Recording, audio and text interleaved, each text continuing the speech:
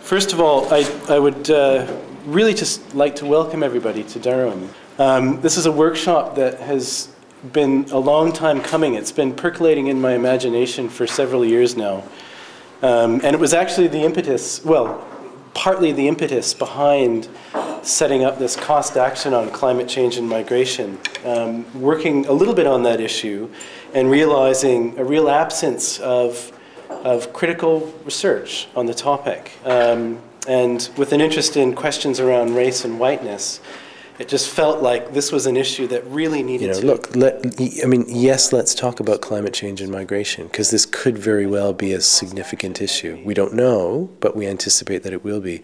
But if we do, let us not forget that, issues around migration are very, very difficult for a lot of people to deal with and talk about. And one of the reasons for that, I think, is because they're so laden in racial meaning. Migration and the fear of migration is a synonym for racism. Climate change migration is really a subject that is touching so many very important issues of our time. Right. It's very much touching how we want to live together in this world in the future. It's very much touching North-South debates. It's very much touching, of course, environmental debates. I think we're at that point where we're heading off in multiple different directions, kind of all at the same time. And I think it was a good kind of opening up, because what it did was it raised a whole lot of kind of provocations, and it sent us off in this direction, and it sent us off in that direction. And it then leaves the rest of the workshop, which is a good thing for workshops, I think, is to start with a lot of kind of provocations. And then as things kind of roll on, you get this sort of opportunity to respond to those. I think my interest was in putting the category of race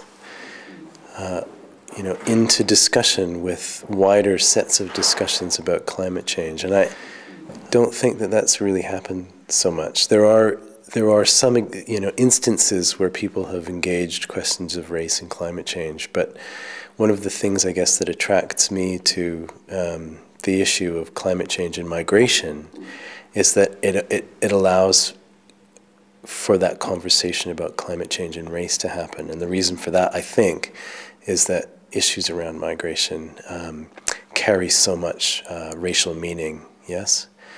So that was why I wanted to have this conversation in the broadest sense, and then more specifically and from an academic perspective, it's to, the ambition was to look at what kinds of theoretical architectures exist that will help us understand some of the racial dimensions of climate change and migration. Well, I think this was a really enriching conference because it gave us a plurality of critical perspective on the subject of climate migrants, and also certain, the political power relations involved in this and in the discourse about climate migrants. And I think it's very important to support this kind of discourse. I think it's been extremely interesting. There's a number of things which actually make me think about the work that we're doing in Geneva around the policy side of this differently.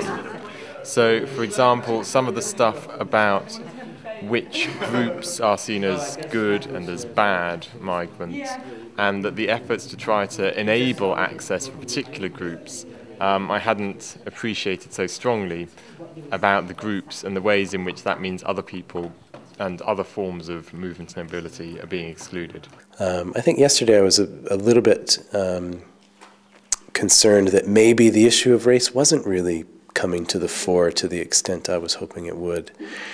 And today, I think that changed because of Uma's keynote, which I thought was fantastic, where she introduced the idea of race more centrally into the discussion around the Pacific Islands. And that, I think, really triggered the conversation for the rest of the day, which did tend to focus more on questions around race, racial difference. There was a lot of talk about, the making of the climate migrant as a neoliberal subject and as a racialized subject, but very little talk about the climate migrant as a feminized subject. So I think that's something as a kind of community of researchers we will need to do a lot more work on. Racism doesn't have to have individuals behind it or individual intentions to be racist, and so it's basically piggybacking on a lot of environmental activists who talk about climate racism or environmental racism, and say, well, this is a situation which has effects for some people which are bad, and they have effects on other people which are less bad or even good, who can make money out of this situation, climate change.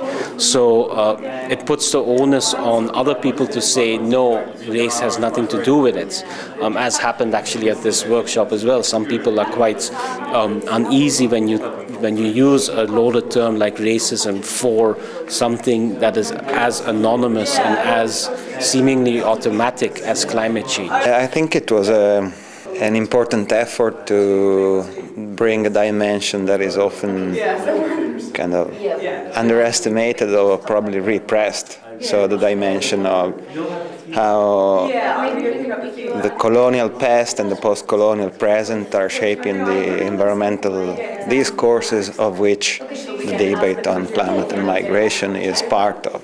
On the other hand, I also think what has been missing is it was only focused on those migrants who are displaced by hazards, for example, and I missed the talk about those who are displaced by climate policies, which I think is a very important subject. But the challenge is, okay, so, it's fine to do this thinking, and then what do you do with it, right? I mean, that's always the perennial question for academics, is how do you translate the observation that, well, issues of migration have something to do with the category of race? How do you translate that into translate that into a popular language that can be taken up by others in the political work that they're doing?